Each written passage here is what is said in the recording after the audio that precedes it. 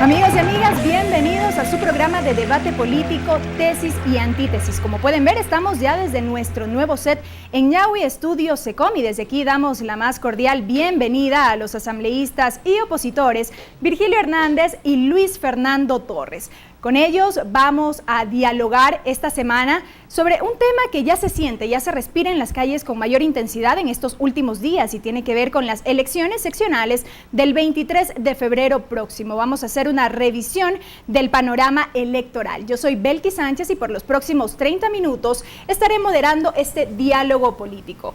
Recuerden que ustedes pueden ver tesis y antítesis a través de la señal de la televisión legislativa del Ecuador por los canales 42 en Quito, 22 en Guayaquil y 27 en la ciudad de Cuenca. También nos pueden seguir por la señal de internet en vivo.asambleanacional.gov.es. Agradecemos, por supuesto, por la reproducción de tesis y antítesis por parte de la red de canales comunitarios regionales del Ecuador asociados SECREA. Aquí comenzamos. Tras la entrada en vigencia de la Constitución de Montecristi, esta es la segunda ocasión en la que se van a elegir autoridades seccionales. Prácticamente podemos dar por superado el proceso de régimen de transición. Vamos a ver, como siempre, un video previo al inicio de este debate. Veamos. Elecciones seccionales 2014. En las elecciones del próximo domingo 23 de febrero se elegirán 5.621 dignidades, de las cuales 221 son alcaldes, 23 prefectos con sus respectivos viceprefectos, 552 concejales urbanos, 747 concejales rurales y 4.080 vocales de las juntas parroquiales.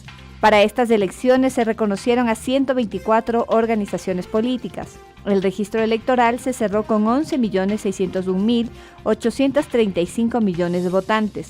Entre las novedades de esta elección se puede nombrar la campaña Tienen Derecho a Votar y el voto electrónico.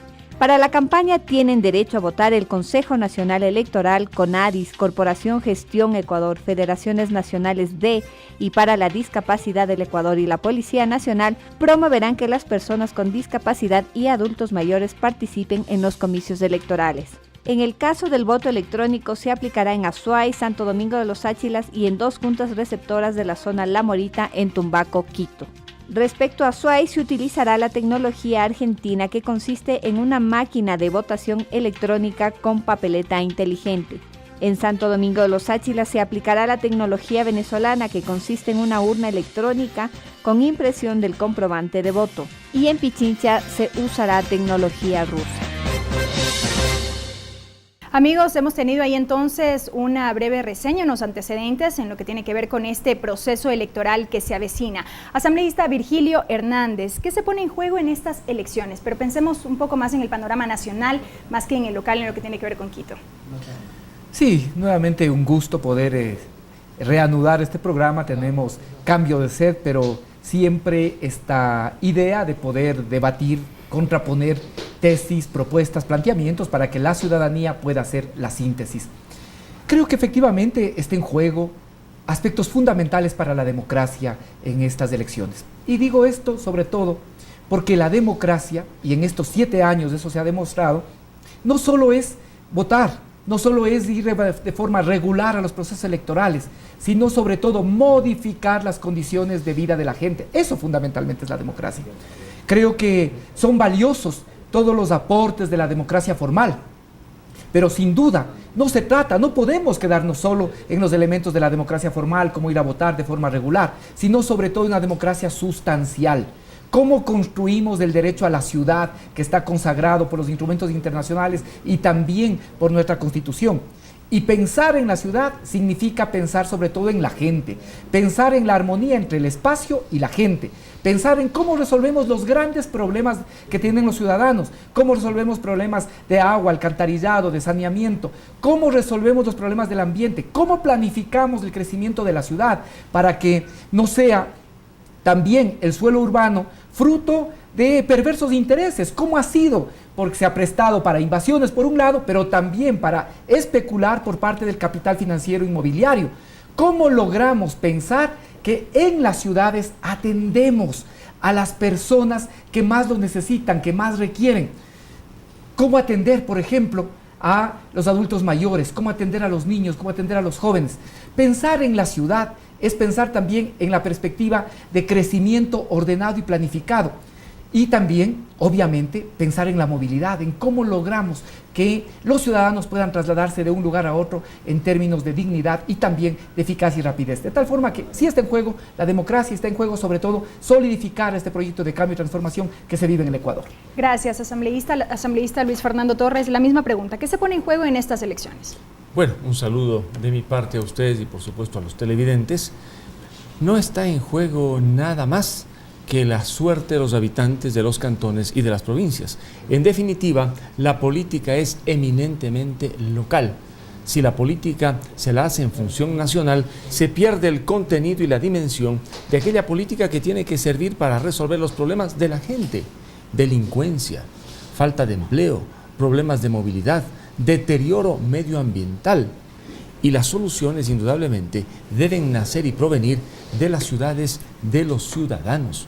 Lo que ha pasado históricamente en el Ecuador es que se ha creído equivocadamente que la política es nacional y a los ciudadanos de las respectivas comunidades locales nos han incorporado muchas veces a un debate insustancial. El 2014 se pone a prueba no tanto la democracia, sino la fuerza propositiva de todos los candidatos, alcaldes, prefectos, concejales y miembros de juntas parroquiales para demostrarle al ciudadano que están muy cerca de él y que pueden resolver su problema. ¿Cuál es la angustia en varios cantones y barrios, no digo en todos, del país? La delincuencia, imparable. Los pobres víctimas de la delincuencia, las clases medias igual y por supuesto aquellos que tienen recursos. La falta de empleo se siente. En el sector privado no existen los suficientes niveles de inversión que alienten un dinamismo en la generación de empleo privado. Hay empleo público, pero ese empleo público se agota, tiene un límite. Y el tema indudablemente de la movilidad es un problema de las mayores ciudades del país, no solamente de Quito, de Guayaquil, de Cuenca, de Ambato, la ciudad donde yo vivo. Existen serios problemas en materia de movilidad ciudadana. ¿Qué hacer? Bueno, pues por ahí hay algunos que se inventan trenes eléctricos, trenes aéreos, es decir, propuestas impracticables. Hay otros, como el alcalde de Guayaquil, por ejemplo, que ha resuelto este problema con la Metrovía y ahora hace una propuesta muy inteligente para vincular a diferentes cantones de la provincia de Guaya en un proyecto común de solución básicamente a la falta de movilidad. Gracias. Recordamos a nuestros televidentes que los asambleístas tienen 2 minutos cada uno en este segmento para exponer sus ideas, sus criterios. Asambleísta Virgilio Hernández, movilidad, delincuencia y falta de empleo es lo que ha citado el asambleísta Torres. Mire, sin duda son de los grandes problemas que efectivamente se tienen en las ciudades. Y esto es una cosa importante, que cuando hablamos de empleo, estamos hablando de condiciones de vida de la gente. Y se aleja un poco, y esto creo que también es fundamental señalar, de aquella visión de que los alcaldes, por ejemplo, únicamente tienen que hacer obras, tienen que hacer bordillos, cuando lo que está en juego es el proyecto de ciudad. ¿Qué proyecto de ciudad se puede tener?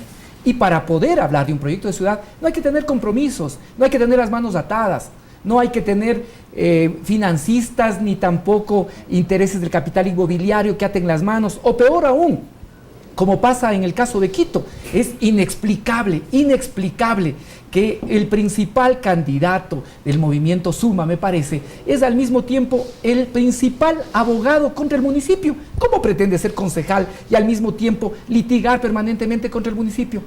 Entiendo que los juicios son por 8 millones, 10 millones de dólares contra el municipio. Es decir, yo voy a ser juez y parte, yo voy a buscar aprovecharme de mi condición para beneficiarme. Eso es indecoroso haberlo presentado. Y precisamente habla del nuevo rol que tienen las ciudades. Las ciudades tienen que pensar sobre todo en la gente. Cuando estamos hablando de democracia y miramos desde esta óptica, vemos por ejemplo el problema del transporte. Para señalar el caso de Quito, el metro es una propuesta de democracia porque permite por primera vez integrar la ciudad. Quito conectada en 35 minutos, eso es democracia.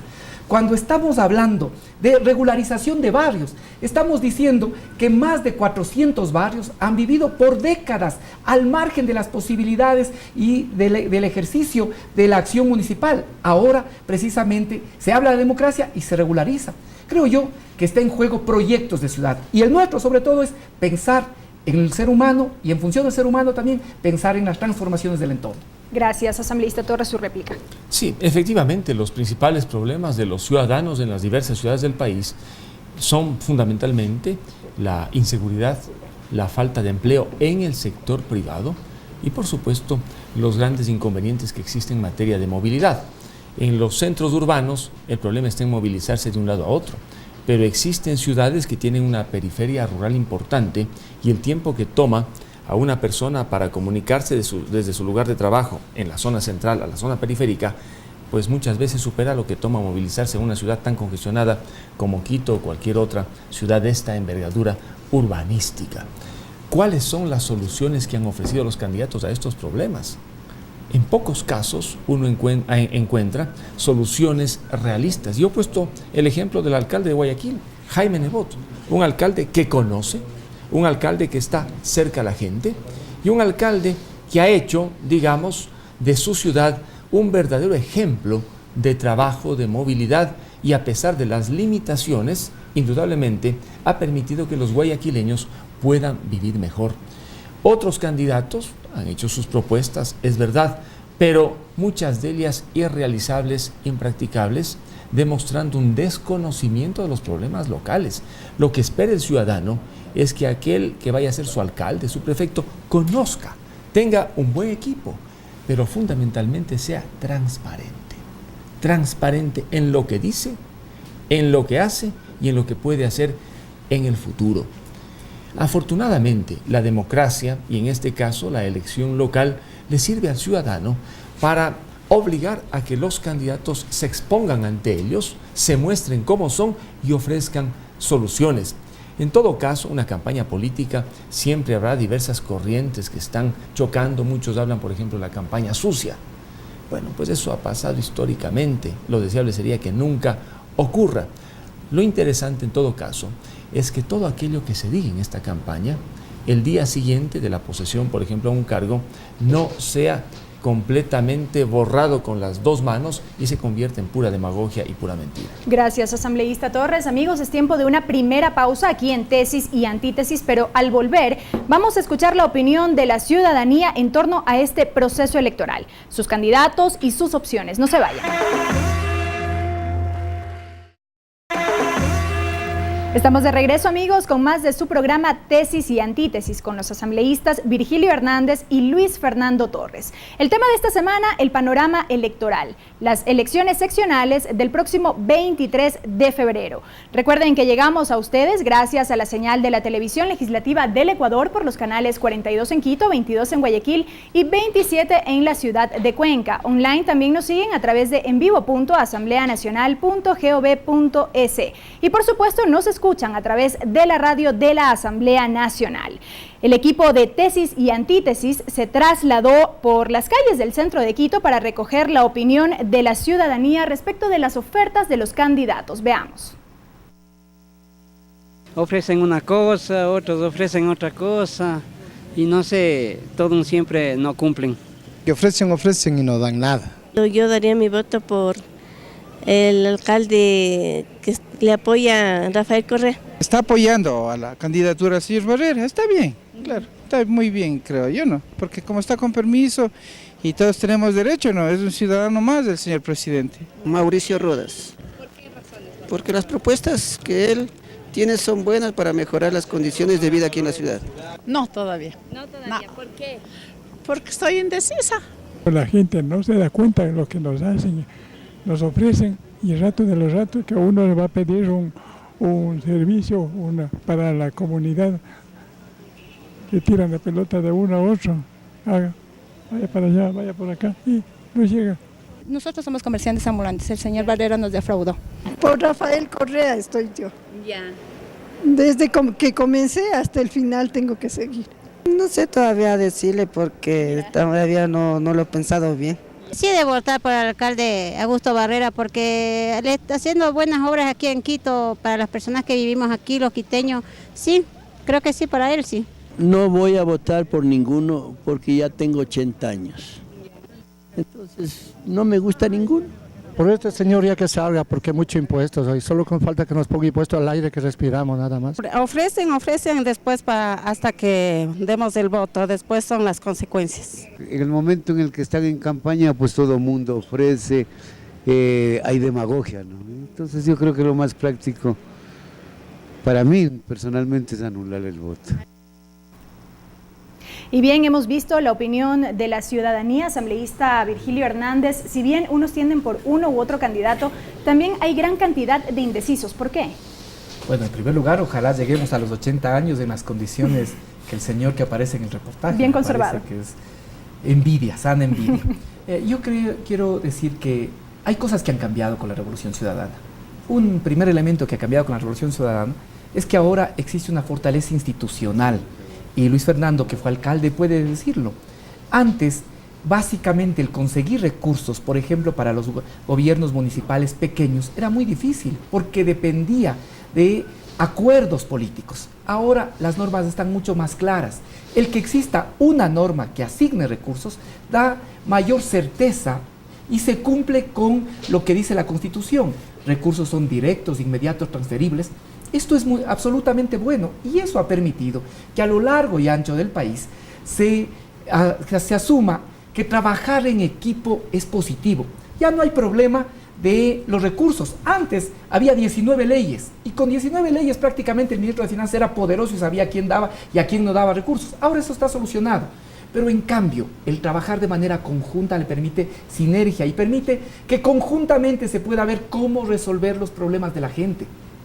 Que tengamos un elemento común para mirar qué es lo que beneficia de mejor forma y cómo la acción conjunta del gobierno nacional con el gobierno local puede ayudar a solucionar los problemas de la gente, solucionar los problemas de transporte, como por ejemplo en Quito, el metro. Es posible gracias a este trabajo conjunto entre el gobierno y la alcaldía de Augusto Barrera. Pero podríamos señalar muchos más ejemplos.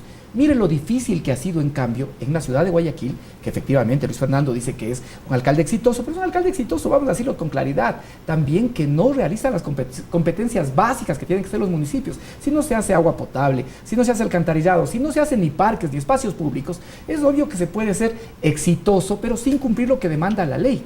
El trabajo conjunto entre el gobierno nacional y el gobierno local es bueno para la ciudadanía. Asambleísta Torres, ¿qué decir sobre este tema? Y también ir por otro lado, ¿no? ¿Esta cantidad de indecisos podría significar una oportunidad para la derecha? Bueno, en el tema de la alcaldía de Guayaquil de Jaime Nebot, un alcalde que no es dependiente del gobierno y no es empleado, indudablemente, del Ejecutivo. Veamos el tema del aeropuerto. Allí está uno de los mejores aeropuertos del mundo en su categoría, el mejor del mundo en su categoría. El aeropuerto de Daular podría construirse con fondos privados que prácticamente se han acumulado de las propias regalías que ha dejado el actual aeropuerto en funcionamiento. Mire usted, un municipio que puede hacer por sí mismo 2 aeropuertos, hizo el actual y otro más. En materia, por ejemplo, de parques, en Guayaquil se ha hecho indudablemente mucho. Agua potable y alcantarillado. Yo hablaba hace algún tiempo con el alcalde de Guayaquil y realmente me mostraba sorprendido al ver cómo están llegando ya a una cobertura casi del 100% desde que el municipio asumió directamente esa competencia. Ello demuestra eficiencia en el trabajo. Y claro, la ciudadanía reconoce, Jaime Nebot está indudablemente con una diferencia sumamente amplia frente a su contendora. En cuanto a la institucionalización, es verdad, tenemos una mayor institucionalización ahora a nivel estatal. En mi tiempo, cuando yo era alcalde de la ciudad de Ambato y no teníamos dólares sino sucres, el derecho de las municipalidades no pasaba del 6% del presupuesto del gobierno central. Ahora prácticamente los gobiernos seccionales tienen una participación que bordea el 25%. En algunos municipios sobra inclusive el dinero. Y por ello es que muchos alcaldes, por ejemplo, no invierten ni gastan como deberían en obras prioritarias, sino muchas veces en obras de relumbrón. En todo caso, lo que sí queda claro en el país es que buenos alcaldes, como el alcalde de Guayaquil, por ejemplo, eficientes, entregados a su pueblo, pueden indudablemente llevar adelante proyectos realistas y exitosos sin necesidad de ser empleados del gobierno. Gracias, asambleísta Virgilio Hernández. Prácticamente ha ratificado que el modelo sería exitoso, hablando en términos de eficiencia, como ha referido el asambleísta Torres. Pero es que aquí hay un problema, y ese es el problema de Luis Fernando y también de la derecha, que piensa que las ciudades solo son los edificios, son las calles, son las obras, no la gente.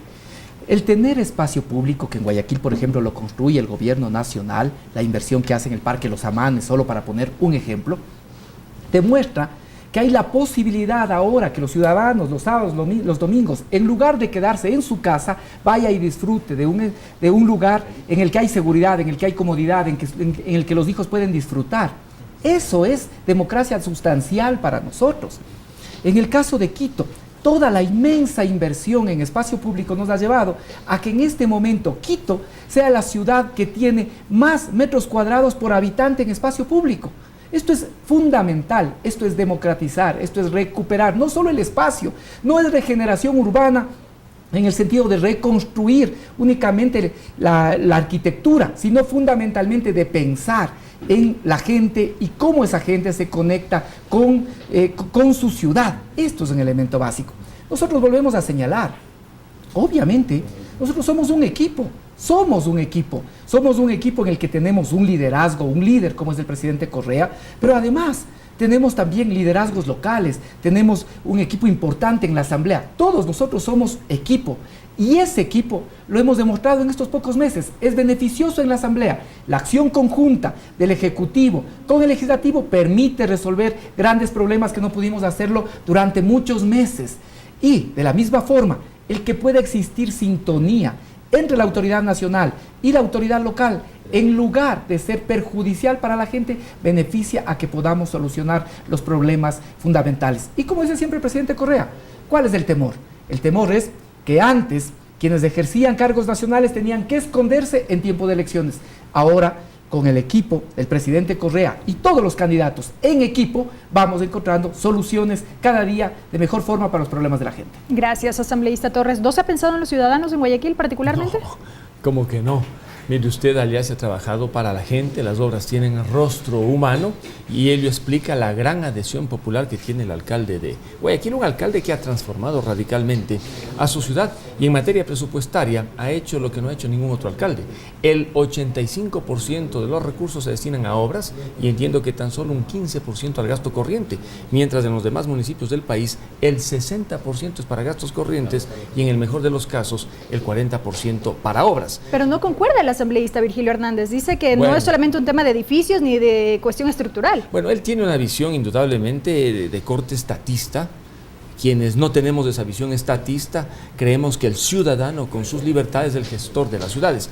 Mire, hace 2 meses y medio, en una declaración que hice a un diario en Estados Unidos, yo dije que la oposición probablemente retenga solamente 3 alcaldías de capitales de provincia en el país. La de Machala, la de Babahoyo y por supuesto la de Guayaquil. Han pasado 2 meses y medio y la situación en el país ha cambiado. Ahora parece que en el Ecuador no solamente va a ganar, digamos, el Partido Social Cristiano esas 3 capitales de provincia, sino otras fuerzas independientes, algunas otras capitales de provincia. ¿Por qué se ha producido esta variación? Precisamente porque el ciudadano de las diversas comunidades locales no ve con buenos ojos la excesiva centralización. Cuando se dice vamos a trabajar en equipo, que a primera vista luciría como una explicación clara para decir voten por el equipo, para el ciudadano que quiere libertad, que quiere, digamos, autonomía, el hecho de que desde el poder nacional se quiera gobernar las ciudades constituye ya un peligro. Yo le digo por experiencia propia, yo fui alcalde de Ambato 2 periodos, presidí la Asociación de Municipios del Ecuador y ese sentimiento autonómico late en todas las comunidades urbanas y rurales del país. De allí que hay que tener mucho cuidado cuando desde el poder nacional se lleva pues adelante una especie de injerencia en el poder local y ese hecho le está pasando la factura, a mi modo de ver, a varios de los candidatos del país en estas elecciones. Bien, asambleísta Torres, gracias. Hemos tenido otra vez estas visiones por parte de los legisladores. Es tiempo de una nueva pausa, pero no se vayan porque enseguida continuamos con más. Esto es Tesis y Antítesis. Amigos, estamos Estamos de vuelta aquí en Tesis y Antítesis. Estamos ya en nuestro último bloque. Los asambleístas tendrán 3 minutos cada uno para un poco hacer una conclusión de este análisis que hemos hecho. El panorama electoral, las elecciones seccionales del próximo 23 de febrero. Asambleísta Virgilio Hernández, el asambleísta Torres mencionaba que su pensamiento un poco es de corte estatista. Por ahí quiero también tener una reacción suya.